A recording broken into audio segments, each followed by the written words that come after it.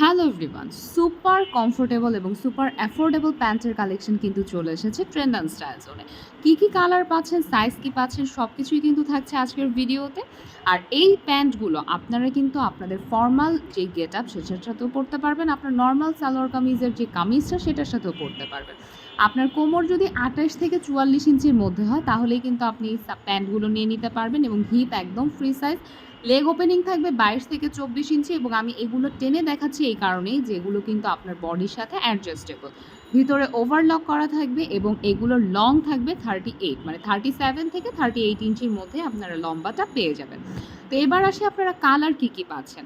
আপনারা আমাদের কাছে এখন 13টা ডিফারেন্ট কালারে পেয়ে যাচ্ছেন, যেটার মধ্যে থাকছে সাদা, কালো, baby pink, magenta, hot pink, জাম colour, royal blue colour, navy blue colour, golden colour. এগুলো সব কিন্তু আপনারা পেয়ে যাবেন এবং আরও সাথে থাকছে নতুন এডিশনে কিন্তু আমাদের চলে এসেছে জাম কালার এবং স্কাই কালারেরও একটা শেড আমাদের কাছে চলে এসেছে।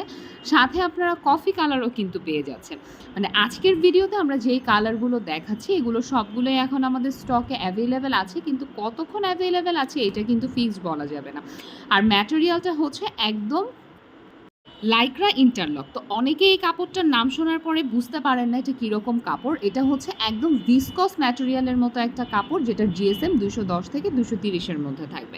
মানে আপনার ফর্মাল প্যান্টের যেরকম ফ্যাব্রিকটা হয় সেরকম একটা ফ্যাব্রিক আপনাকে দেয়া হবে।